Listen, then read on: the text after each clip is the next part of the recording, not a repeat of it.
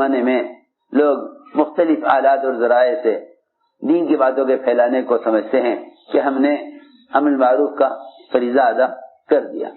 میں ایک بات پوچھتا ہوں جیسے معروف و نہی عن منکر کا فریضہ ہے ایسے نماز کا بھی فریضہ ہے. جس طرح لوگ امر معروف و نہی عن منکر کے فریضے کو خارجی آلات کے ذریعے سے پھیلانے کو اپنی ذمہ داری کا ادا کرنا سمجھ رہے ہیں کہ بھئی اگر ہم کسی اخبار یا رسالے میں یا کسی مختلف قسم کے چینلوں مختلف قسم کے آلات اور ذرائع سے منکرات کو پھیلا دیں اور سمجھے کہ ہم نے امر معروف و نہی عن منکر کا فریضہ ادا کر دیا، ایسے ہی اگر کوئی ایسی مشین آج کل کے ٹیکنالوجی اور آج کل کے صنعت کار کوئی ایسی مشین تیار کر دیں جو سر سے لے کر پیر تک سارے اعضاء اس کے متحرک ہوں اور وہ تکبیر تحریمہ سے لے کر سلام پھیرنے تک پوری نماز کے تمام ارکان اعمال اذکار سب ادا کر دیں، تو کیا خیال ہے آپ لوگوں کا؟ کیا یہ ایک مسلمان کی نماز کے ادا کرنے کا بدل ہو سکتا ہے؟ میری بھی بات توجہ چاہتی ہے. آپ یوں کہیں ہم تو کہاں تک پڑھیں گے نماز، تھکے ہوئے ہیں. یہ ایسی مشین ہے کہ یہ نماز کے سارے عمل ادا کر سکتی ہے اور کوئی مشکل نہیں ہے. ایسی چیزیں بن گئی ہیں کہ صحیح رکوع، صحیح سجدہ، صحیح قیام اور اس کے اندر سے آواز بھی آئے، ساری تسبیحات، ثنا، فاتحہ، قرات سب کچھ ہو سکتا ہے. آپ مجھے بتا دیجئے اگر یہ سارے نماز کے اعمال ادا کر دے مشین تو کیا یہ نمازی کی نماز کا بدل ہو سکتا ہے؟ میں پوچھتا ہوں آپ سے کہ جب نماز کے فریضے کے ادا کرنے میں مسلمان کے اپنے جسم کے استعمال کا کے سوا اور کوئی بدل نہیں ہے تو پھر دعوت کے فریضے کے ادا کرنے میں باہر کی خارجی چیزوں کو ذریعہ کیوں سمجھا؟ ہم یہاں سے پوچھنا چاہتے ہیں. پھر خارجی آلات کو ذریعہ کیوں سمجھا؟ بس اس بات کو اچھی طرح پہلے سمجھ لو کہ ہمارے یہاں گشت کا جو موضوع ہے وہ 3 ہے: ایمان، تعلیم اور نماز. ایمان، تعلیم اور نماز، ان 3 فریضوں پر امت کو جمع کرنا یہ ہمارے گشت کا موضوع ہے. ان 3 فریضوں پر امت کو جمع کرنا یہ ہمارے گشت کا موضوع ہے کیونکہ بنیادی فریضے 3 ہیں: ایمان، علم اور نماز. بنیادی فریضے 3 ہیں: ایمان، علم اور نماز. اس لیے کہ یہی وہ 3 فریضے ہیں کہ اگر ہم نے امت کو ان 3 فرائض پر جمع نہ کیا تو امت مرتد ہوگی. پکی بات ہے. امت کی ارتداد کا سبب ہی یہی ہے کہ امت علم، ایمان اور نماز پر قائم نہ رہے. یہ امت کی ارتداد کا سبب ہے.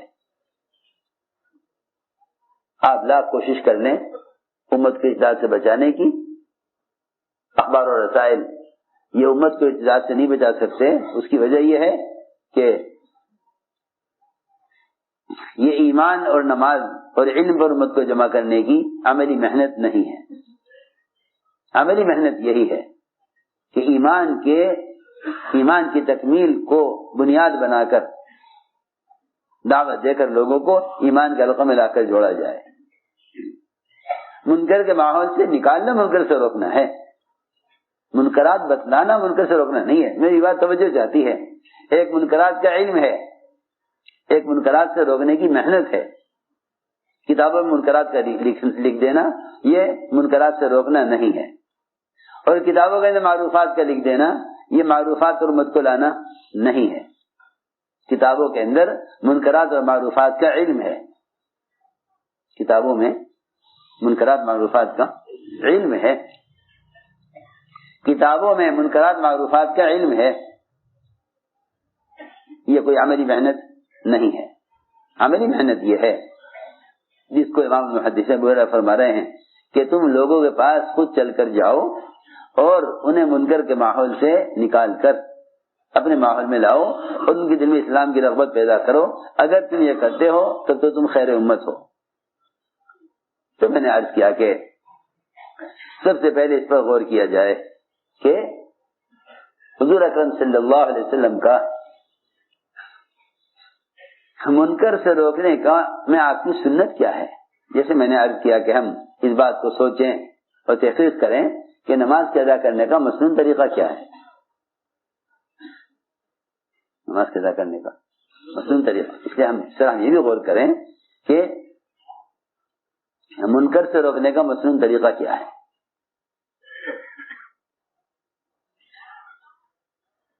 ایک آدمی نے ایک منکر کیا،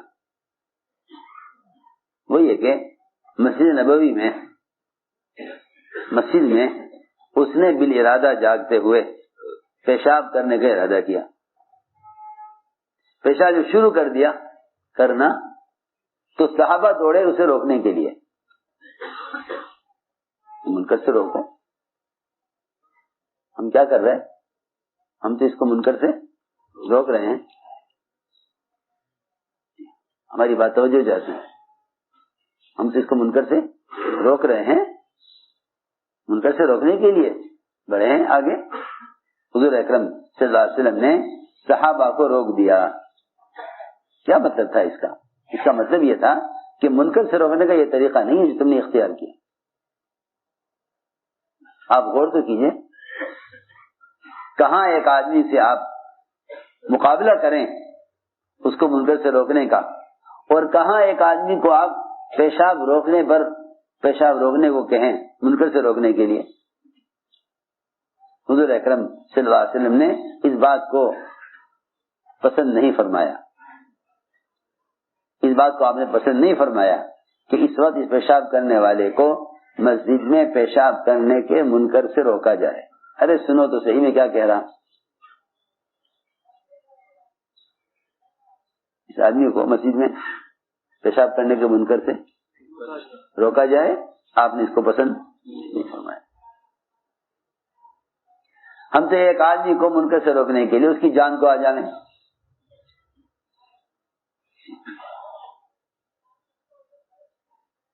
اور نہ مانے تو پھر ہم اس کی اصلاح کے لیے ساری قوت استعمال کر لیں.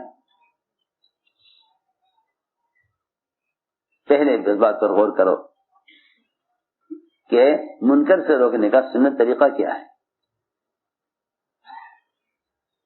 اس لیے کہ اگر مسلمان کو تکلیف پہنچانے اور مسلمان کو رسوا کرنے کا ارادہ ہے، منکر سے روکنے والے کا ارادہ یہ ہے مسلمان کو رسوا کرنے تکلیف پہنچانے کا ہے،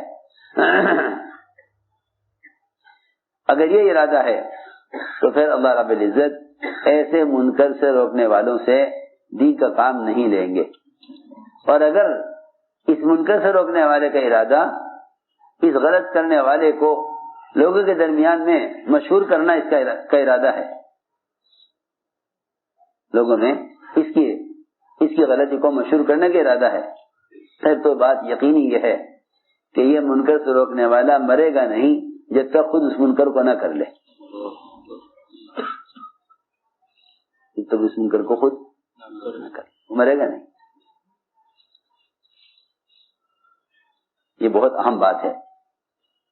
ہم منکر سے روکنے کے لیے، دیکھو میری بات یاد رکھنا، جب بھی تم کسی کو منکر سے روکو پہلے یہ غور کر لینا کہ اس عمل خیر میں تمہارا نفس تو شامل نہیں، تمہارا نفس تو شامل نہیں. وجہ کیسے پتہ چلے گا ہمیں کہ ہمارا نفس شامل ہے یا نہیں؟ بہت آسان ہے، بہت آسان ہے. کسی کو منکر سے روکنے کے وقت یہ دیکھ لیا کرو کہ اس منکر کرنے والے کی محبت تمہارے دل میں اپنوں کی طرح ہے یا نہیں. اگر تمہارے دل میں منکر کرنے والے کی محبت اپنی اولاد کی طرح تمہارے دل میں ہے پھر تو تم اس کو منکر سے روکنے میں مخلص ہو. اور اگر تمہارے دل میں منکر کرنے والے کی محبت اپنی اولاد کی طرح نہیں ہے تو پھر تم منکر کے روکنا نہیں چاہتے بلکہ منکر کرنے والے کو رسوا کرنا چاہتے ہو. سنو بات، تمہاری طبیعت میں اس منکر سے نفرت نہیں ہے، تمہاری طبیعت میں منکر کرنے والے سے نفرت ہے. تو صحابہ کرام فرماتے ہیں کہ ہم نفرت کرتے تھے ہم منکر سے، منکر کرنے والے سے نہیں. یہ صحابہ کرام کا معمول تھا. نحن نکرہ المعاصی لا العاصی، کہ ہم برا سمجھتے تھے گناہ کو مگر گناہ کرنے والے کو کبھی ہم برا نہیں سمجھتے. یہ دیکھ لو کہ تم کسی کو منکر سے روک رہے ہو تو اس وقت تمہارے دل میں اس منکر کرنے والے سے محبت اپنی اولاد کی طرح ہے یا نہیں؟ اپنی اولاد کی طرح محبت ہے یا نہیں؟ اگر تمہارے دل میں منکر کرنے والے سے محبت اپنی اولاد کی طرح ہے پھر تو پہلی بات تو یہ ہے کہ تم اس کے منکر کو دیکھ کر کسی اور کو خبر نہیں کرو گے. جیسے آدمی یہ چاہتا ہے کہ میری اولاد سے غلطی ہو گئی لیکن کسی کو پتہ نہ چلے، اولاد سے غلطی ہو گئی ہے کسی کو پتہ نہ چلے. جی ہاں، سیدھی بات ہے. وہ شخص منکر سے روکنے میں خدا کی قسم مخلص نہیں ہے جو کسی کے منکر کو دیکھ کر یا تو منکر کرنے والے پر غضبناک ہو یا اس کے منکر کی کسی کو خبر کرے، اس کے منکر کی کسی کو خبر کرے کہ جی فلاں صاحب نے یوں کیا ہے، یوں کہیں کہ یہ اس پر دگنا عذاب ہے، اس پر دگنا عذاب ہے، اس پر دگنا عذاب ہے اور اس کا گناہ ڈبل ہو گیا. اس نے تو ایک گناہ کیا جس نے منکر کیا، اس نے دو گناہ کیے. ایک گناہ تو یہ کیا کہ اس منکر کرنے والے کو لوگوں کی نظر میں رسوا کر دیا، ایک گناہ تو یہ.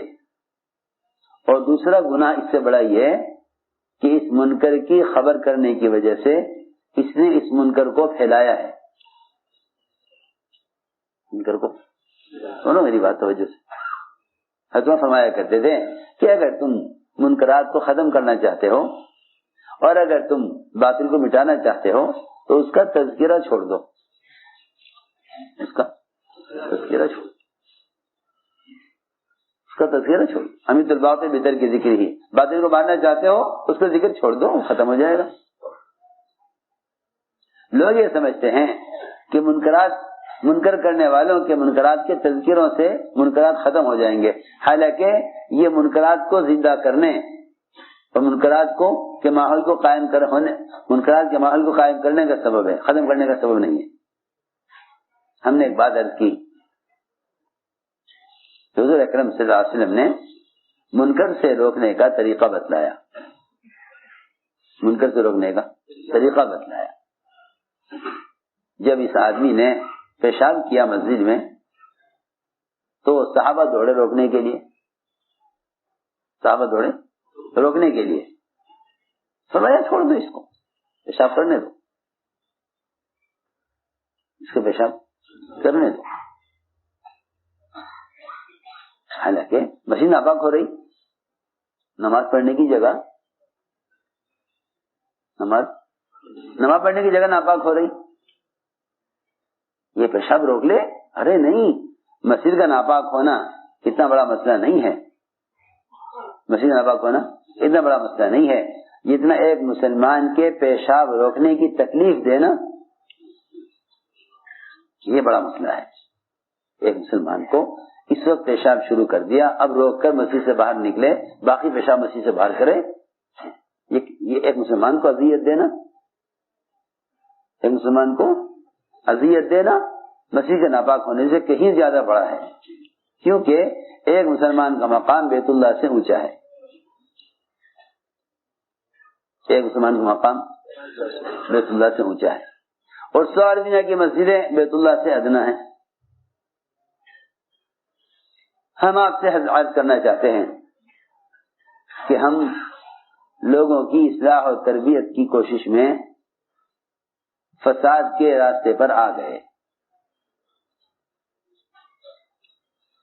لوگوں کی اصلاح تربیت کی کوشش میں اس پر آ گئے، فساد کے راستے پر آ گئے نہیں،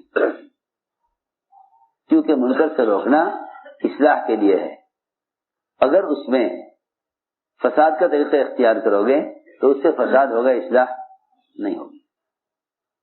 یہاں تک کہ اگر کوئی شخص کسی کی اصلاح کے ارادے سے بھی، اگر کوئی شخص کسی کی اصلاح کے ارادے سے بھی صرف نظر رکھنا چاہے کہ دیکھو لوگ کیا کر رہے ہیں، تو یہ آدمی بھی مفسد ہے، مصلح نہیں ہے۔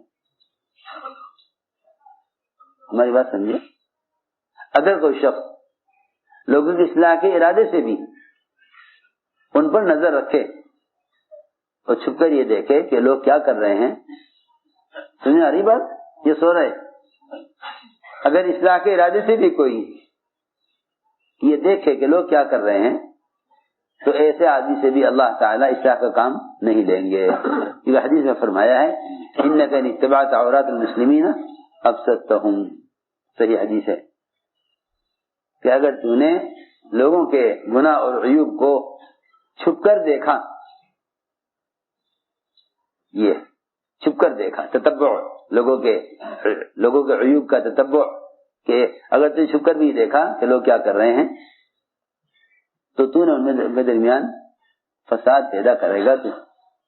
تو حدیث سے کہہ رہی ہے کہ یہ مصلح نہیں ہے بلکہ مفسد ہے۔ مصلح کون ہے؟ مصلح تو وہ ہے جو گناہ کرنے والے کے پاس چل کر جائے اور اس سے اتنی محبت اور اتنا قرب اس سے پیدا کر لے، بار بار ملاقات کر کے، کہ پھر اس کو منکر کے ماحول سے نکال جائے۔ یہ ہے اصلاح کا مسنون طریقہ، یہ ہے اصلاح کا مسنون طریقہ، اور یہی ہمارے گشت کا موضوع ہے کہ تم منکرات کرنے والوں کو منکرات کے ماحول سے نکال لاؤ، یہ ہمارے گشت کا موضوع ہے۔ میں نے عرض کیا کہ اگر کوئی شخص اصلاح کے ارادے سے بھی کسی کے عیب کو پر نظر رکھے تو یہ مفسد ہے، مصلح نہیں ہے۔ حضور اکرم صلی اللہ علیہ وسلم نے اس پیشاب کرنے والے کو پیشاب کرنے سے روکنے والوں کو آپ نے روک دیا، فرمایا نہیں سے پیشاب کرنے دو۔ ظاہر بات ہے تھوڑا سا پیشاب کرتا تو مسجد تھوڑی ناپاک ہوتی، اور زیادہ پیشاب کرے گا تو زیادہ ناپاک ہوگی۔ آپ نے اس کو پیشاب پورا کرنے دیا۔ یہ عمل بتلا رہا ہے کہ حضور اکرم صلی اللہ علیہ وسلم نے اپنے صحابہ کو کسی کو منکر سے روکنے کا طریقہ سکھلایا اور تعلیم دینے کا اسلوب بتلایا کہ آپ غلطی کرنے والے کو تعلیم کیسے دیں۔ دیکھو نا، ایک ہے غلطی کرنے والے کو الزام دینا، آپ دیکھیں گے کہیں بھی کسی روایت میں نہیں ملے گا کہ آپ نے غلط کرنے والے کو الزام دیا ہو۔ غلط کرنے والے کو الزام نہیں، الزام دینا مجرم بنانا ہے، اور تعلیم دینا تربیت کرنا ہے۔ الزام دینا، جی ہاں بالکل، میں آپ سچی بات بتاتا ہوں، امت کو اس کے گناہوں پر الزام دینا امت کو تربیت سے مایوس کر دینا ہے۔ نبی کی تعلیم امت کو الزام دینا اور مجرم بنانا نہیں ہے۔